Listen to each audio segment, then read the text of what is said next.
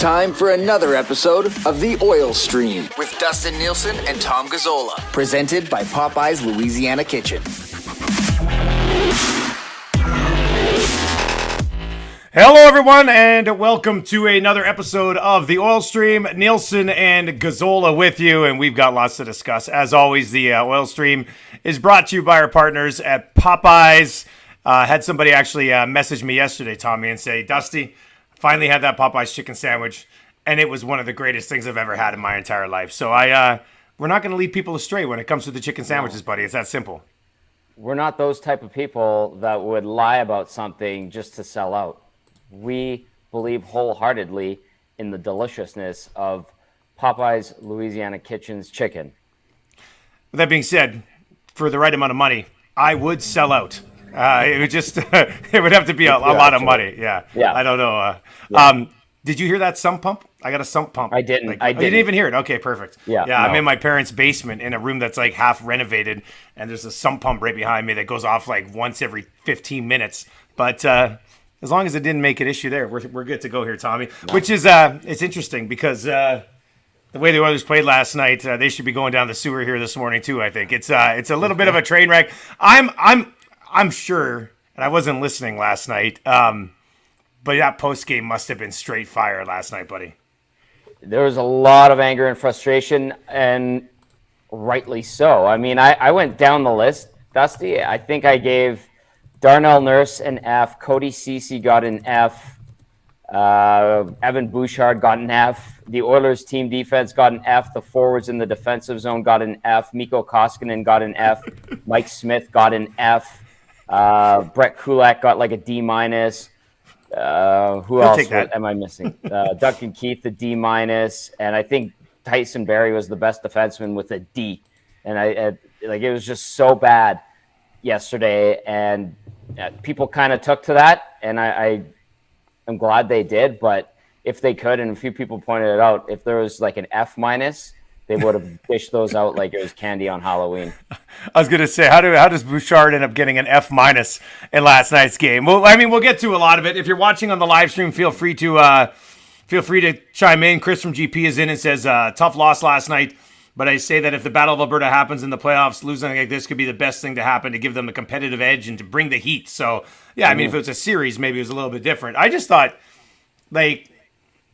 it was a wild pace last night. Like, it was insane, the amount of goals that were being scored last night. It was so fun to watch. Like, from an entertainment perspective, the first two periods of that hockey game were just straight fire. Yeah. But at 5-on-5, the Oilers just didn't have the intensity I thought that Calgary brought to the table last night. I think that's where they missed it. And the intensity, I mean, that leads to focus and staying on point defensively, and they just didn't. I thought they were on their heels at times 5-on-5. Obviously, with the power play that they had going last night, that obviously made a huge impact on that hockey game for them. But I thought, I mean, 5-on-5 is pretty blatant. What was it, 9-2, 5-on-5 last night? Like, you just can't have that. It was a train wreck defensively. And I also don't have much time for everybody saying you can't put any of this on the goalies. Yeah, you can. Okay, I saw it last night when I tweeted out. I was just like, man, let's mix in a save here at some point. And people are like, Dusty, the defense has been horrible. And I'm like, yeah, you're right. The defense has been horrible. But to me, honest with you, I think that game comes down to 6-5. Puljujarvi feeds Kane. Markstrom makes a huge save. Flames score 20 seconds later. Game over. Oilers score that goal that tied at 6. I honestly believe they win that hockey game. So Markstrom wasn't great last night, but Markstrom made the big save that his team needed when they needed it. And Koskinen and Smith simply didn't save anything last night. So as much as this game is on the defense, the goaltending literally didn't help them once. It was awful. I think Mikko Koskinen made a big save early on within the first 5 minutes, and that was it. I think people forget too, and they get caught up in the moment and the emotions, and probably a few people were having a few social sparklers while they were watching, and rightly so. It's their weekend too. But the Oilers were in that game. They had a chance. They had a chance. Like you said, maybe Kane buries that at 6-6, and all of a sudden they get the momentum and the confidence to go and take the game, and we could be talking about an Oilers win today. But that didn't happen. Markstrom comes up big. Kane probably wanted to put the puck into a better spot. He shot it right into Markstrom's pad. But bottom line is that's a huge save. Comes back the other way like we see so many times in the hockey world, and the Flames do score. Another thing, too, that I think gets lost in all the emotion of everything that happened last night, because it was such a turbulent game, and again, highly entertaining, is I feel like the Oilers got caught in the moment and couldn't rise to the occasion as well. And that's why the defense was so porous. That's why the goaltending was so porous. That's why the forwards in their own zone were awful and not able to get pucks out. Like, I think that the moment got the better of the team, and it led to those 9 5-on-5 goals. And Dusty, to those that are saying this team can't do it in the playoffs, this team is not going to make the playoffs, this team is a joke, blah, blah, blah.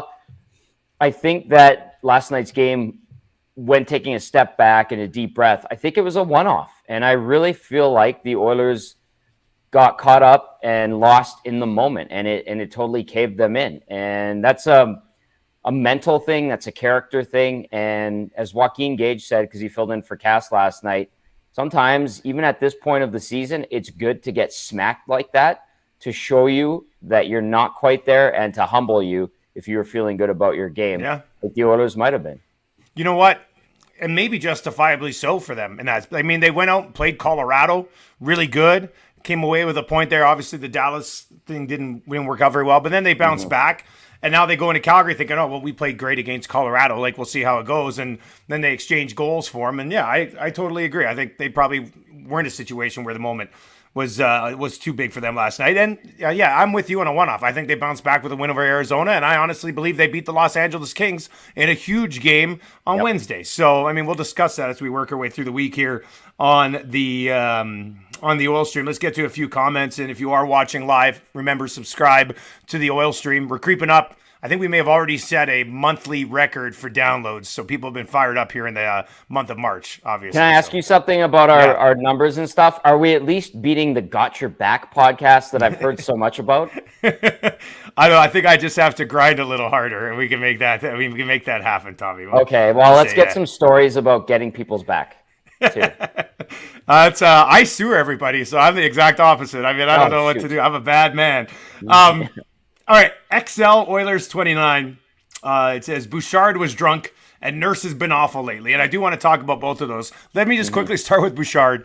Yeah. And I mean what we just said about the Oilers as a group, I think you can almost narrow it right down to Bouchard last night. Moment was too big for Bouchard last night. Yep. No doubt about it. Still very early in his NHL career. He was in over his head in that game. If this happened in a playoff series, Bouchard would be scratched. Chris Russell would come in and play on the right side. And that's what would probably happen if it was the postseason. I don't know if that happens in the regular season. Don't know if it should happen in the regular season. But as hard as I was on Mike Smith a couple games ago when he looked like he last game when he lost the net, and I mentioned it looked like you were playing goalie on NHL. He fell down. Smashed the buttons. Yeah, on his push-off? You think that's what it was? All I saw was a goalie fall down. It was a mess. It was a mess. Anyway, Bouchard last night had the equivalent of being a defenseman in that situation where he got turned around, the pass goes between his legs, and then he just lays down backwards and slides into the post. I'm like, what are you doing? Tommy, that's the perfect example of just in over your head a little bit there. Like, he had no idea what was going on. Right. I thought was it the Dubé goal where the puck came across and he intercepted the pass and he kind of like pushed it to the middle, expecting Brett Kulak to be there. Kulak's like, what the hell? And he goes for the puck. I think it was maybe Backlund that was on top of Kulak's stick, checked him well. Dubé just scoops it up and buries, because, of course, any shot that was going at the Oilers net was probably at least having a 50% chance of going in, and that one did happen to go in. There were so many moments for Evan Bouchard last night where you're like, yep, here it is. This is the growing pains, and those people that were clamoring for him, it's like, I understand. You want this guy who's got a ton of potential, but you're going to have these moments, and unfortunately, he was in the biggest spotlight of the season.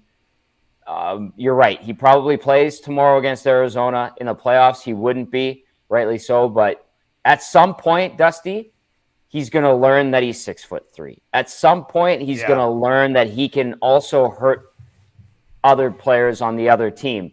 At some point, it's going to click, but it takes time.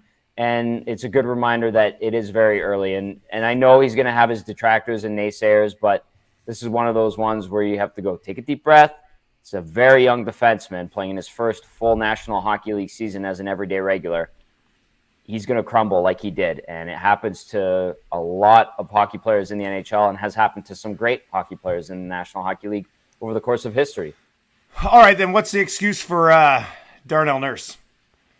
Like, what's going on with Darnell Nurse, buddy? Like, he's got no confidence. You know, he might be a little bit dinged up. I know he took that shot Monday on Colorado. I don't know if it hit his arm or his midsection. His game is very bad right now. And on top of that, he's getting no help from his defensive partners. I thought Cody Ceci was absolutely atrocious too. There were times where Cody Ceci was on the same side as Darnell Nurse, and I think he was equally as guilty on some of those goals. And Ceci's had a good year. He has been very steady and reliable and a pleasant surprise for a lot of Oiler fans. But I think, you know, both of those guys were really bad. Darnell Nurse, because of the contract, because of him being a leader and wearing an A and being on this team for so long, is going to draw the ire of the Oilers faithful. And he has.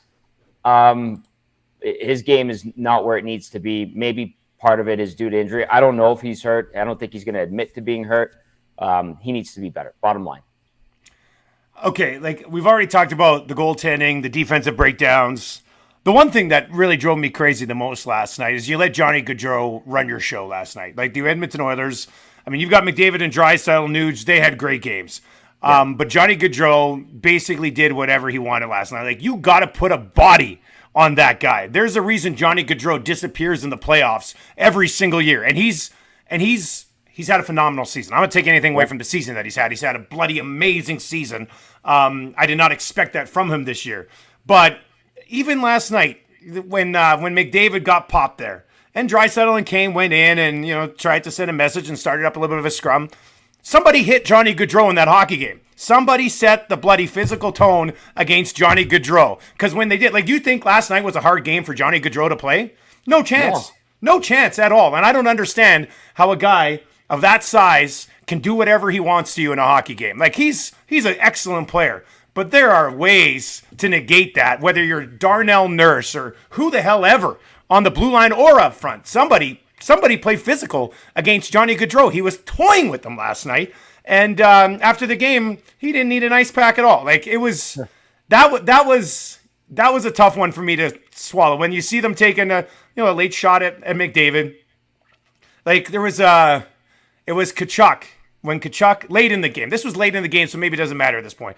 But the one where Smith was trying to go at Tkachuk behind the net, Johnny Gaudreau was just kind of standing there, and I was just like, man, somebody go up and slash Johnny Gaudreau in the back of the legs and throw him up against the boards. Like, do something to try to set the tone against this guy. Like, if you play Calgary in the second round of the playoffs, you got to make life extremely difficult for Johnny Gaudreau, because nothing against Lindholm and Tkachuk. They're all great talents. But Johnny Gaudreau's offensively the catalyst for that group, and too easy for him last night, man. I couldn't believe it. When Michael Backlund is taking shots at your best player, the best player in the world, and getting away from it with just a 2-minute minor, that's a problem. You look at the Calgary Flames. I know a lot of people say, well, they're a stronger, tougher team than the Oilers. Are they really? Are they really? I went through the lineup on Gregor's show the other day, and I was like, is that team tough on paper? Milan Lucic is the toughest guy. Brett Ritchie, probably second toughest guy when you stack it all up. Outside of that, they don't really have tough guys. They've got big body guys like Zadorov. They got big body guys like Branson. Yeah, they're huge, but I don't think Nikita Zadorov is an overly physically imposing guy where I'm worried that he's going to knock my head off with a punch in a scrum. And the Oilers do have guys now. They do have a little bit of sneer that I think you could stack them up and go, well, that guy can handle himself against so-and-so. That guy can handle himself against so-and-so, blah, blah, blah. Where the difference is Calgary Flames play hard hockey. They play hard hockey, and they get in your face. It doesn't matter if you're Swede. Doesn't matter if you're Canadian, American. They get in your face, and they're going to battle. That's what Daryl Sutter has imposed on this team. Whereas the Oilers, you're going to see flybys, you're going to see loop-de-loops, and you're going to see them shy away in scrums. They've been better at not doing that lately, but they did it again at times yesterday. And when they did have those scrums, it wasn't very inspiring. If I was on the Oilers bench and I was watching that, I'd be like, yeah, okay, but we're getting our butts kicked on the ice between the whistles anyway. There's a sump pump. Oh, I hear that. You hear that one? Yeah, it comes on for like 1 second every 10 minutes. Very nice. Yeah, there's like 3 of them. My parents' basement floods all the time, so they got like 3 pumps down here now. Okay, look, before we get to the Ken Morrison Remax question of the day, give me a positive. Like, what would you say was a positive from last night's game? I know it was a disaster. I know it was a train wreck, and we're gonna spit fire. The fans are gonna spit fire. I get it. But give me a positive from last night's game. What do you got? The special teams were very good again. That's 2 games in a row that they were near perfect. PK, perfect. Power play, 3 for 5, excellent. That's after a night where you went 2 for 2 on the power play against San Jose and 2 for 2 on the PK against San Jose. It built on what it started on Thursday night. So that is a good sign. Now, 5-on-5 took a step back. Obviously, I believe it's one-off. I'll reiterate that. But the special teams were very good, and that is a good sign. The power play generated momentum. The power play converted. It was efficient. You saw them throw different looks at the Calgary Flames, and they converted. The little bumper play from McDavid down to Hyman up to Draisaitl, nice. And boom, that was a great goal. Like, that is nice to see that they're switching it up a bit and they're cashing in. So the power play, great. Penalty kill, great. That is a positive that comes out of an ugly 9-5 loss in Calgary. Yeah, my positive is all a part of that. It's Ryan Nugent-Hopkins. Just having Ryan Nugent-Hopkins back in the lineup, man, from a special teams perspective. Like, anytime he's not in there, we'll get text messaging people. Like, see? Like, because they had that great homestand. And like, see? You don't even need Nuge. And I'm like, yeah, you do. You do need Ryan Nugent-Hopkins. The power play is instantly better once you get Nugent-Hopkins back out there. It's just, it's right there. Just watch the last few games. So I thought Nugent-Hopkins, he made a big impact once again in this hockey game. So, so it's not all doom and gloom, but understandably when you lose the way they did last night. Let's get to your Ken Morrison Remax question of the day. You can visit his website at kenrmorrison.com or give him a call at 780-993-4815. Tommy, where are we going today? All right, the Ken Morrison Remax question of the day is this, Dusty. How many more red flags does Kenny Holland need before he just calls up Stuart Skinner? This is getting pathetic. It's getting pathetic. Like, you cannot rely upon Mikko Koskinen and Mike Smith. I think last night was a perfect example of that. I think that smacks the Oilers hockey ops in the face and reminds them that you probably need to get Stuart Skinner up here because those 2 guys are not going to give you a chance. So how many more red flags does he need before he makes the call to get Stuart Skinner up here? A dozen. Like, I don't see them doing it. Like, I don't know why they wouldn't have already done it. I don't know if this game means they're going to do it. Ken Holland has said when they're healthy, he likes their goaltending. I disagree very politely with him. Yeah. But if they haven't done it yet, man, I honestly, if Koskinen and Smith are healthy, I hope I'm wrong, but I don't think we'll see Skinner if those 2 guys are healthy, which is a mistake. It's a mistake, 100% a mistake. I know Mike Smith had been getting some results lately, but if you watch his play, it's still not good, even though he's getting the wins. And that's fine. A win's a win. I totally get it. But watching Mike Smith play, you cannot tell me that you're not nervous every single time there's a shot on goal. So I would echo that for Mikko Koskinen. Yeah. Regardless of his stats and his numbers lately. I have a little more faith in Koskinen than Smith, but there's not enough faith in either of them to have not given Skinner another look at some point. And I'm not going to sit here and say it's past the point of no return between the pipes because they're going to play a lot of important games down the stretch and I think still likely into the playoffs. But I just don't believe they make that call. I think it's a mistake that they haven't already. I'll give them credit. Actually, I probably won't even give them the credit if they do because I'll just say they should have done it sooner. So I think 12 more red flags. Like, I don't think this is enough for the Oilers to be like putting in the call last night. I hope I'm wrong, but it's a great question, but I just don't think the answer's coming, man. We're not beating a dead horse because this topic is completely relevant right now, and it's so blatantly obvious at this point. Just get it done. Like, he could be your bubble Demko. He could be your bubble Demko where he steals you around because he's been playing great in the AHL. He's had results at the NHL level. I know people pointed out that his last start was a shutout. That's fantastic. It was against San Jose in San Jose. But my goodness, there is no confidence. I don't care what the players say. I think they're bullshitting us when they say that they have confidence in Smith and Koskinen. That's just to save face. There is no confidence in either one of those goalies right now, and rightly so. 8 goals on 28 shots at one point last night, Dusty. Yeah, I know. Pathetic. Yeah, it was not good. And there wasn't a lot of help coming last night, but they needed a big save. It was still a close hockey game. Markstrom gave Calgary a big save, and they scored 20 seconds later to seal it away. So, yeah, it's frustrating. If I was an Oilers fan, man, I'd be extremely frustrated the way that they're handling the goaltending situation. But very much we'll see. We'll see how it plays out. All right, so Tommy, I'm obviously off the radio this week, but we'll have a couple more episodes of the Oil Stream. You're in for me on Monday, and then you got pre and post on Monday as well. Is that the plan? Yeah, it's a busy week. That's a big day, buddy. Week. Sorry for leaving. No, that's okay. You need your vacation time and took the fam for a little trip, so it's all good. I think we've got a couple of 7:30 starts coming up this week as well, so we'll be on the air at 6 for those ones. I think 6 all week long. 6 to 7:30 Monday, for the Wednesday, pregame. Friday. Yeah, exactly. And it's Hernan's last week, which is very bittersweet and sad. But yeah, I got a little emotional with him on Friday, but he was busy. He was on the air. I wanted to give him a hug, but I got 2 episodes of 2 guys with him this week, so we'll send him off farewell there as well as Hernan goes on to join the Edmonton Elks. All right, buddy. Well, enjoy that Formula One race. I think I'm probably going to watch it. It starts in about 32 minutes exactly. So I'm looking forward to that today. It should be pretty good. Catch Tommy tomorrow morning on the Nielsen Show. I'll actually have another podcast later today, Pit Stop Pals with Gager, talking about this F1 race a little bit later on. So you can track that back. Did you start another one? What's that, buddy? Did you start another podcast? Yeah. I started another podcast. Pit Stop Pals. Yeah, the Pit Stop Pals. It's Gager and I Sundays after the F1 races. We were texting each other. On Friday, 2 days before the last race. And I said, should we just start? Like, there's no sponsorship. I was like, but should we just do this? He goes, yes, I'm in. And then when we did the first episode, we got on and we're just like, feels so good to talk about this with somebody else who cares about it. Like, but Marshall watches it with me. He's 7. Yeah. Gager's wife doesn't have a ton of interest in it. So it was I think our first episode was like 27 minutes. It was just, that's not bad. It was just, we're not experts. We're just fans, right? So it's, right. It's fun. So I think you could call Colin Livingston over at Cantork and see if maybe he can get involved with a little sponsorship moolah.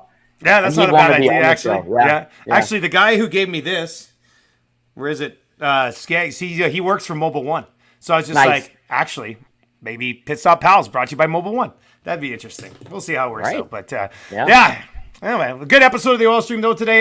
We understand why everybody would be frustrated after that loss against Calgary. We'll be back with another episode on Wednesday and then Friday again as well. If you've been watching the live stream, make sure you subscribe to the podcast. Just search the Oil Stream on all your podcasting platforms. Tommy, enjoy the race today. Enjoy the rest of your weekend, buddy, and I'll catch up with you in a couple days.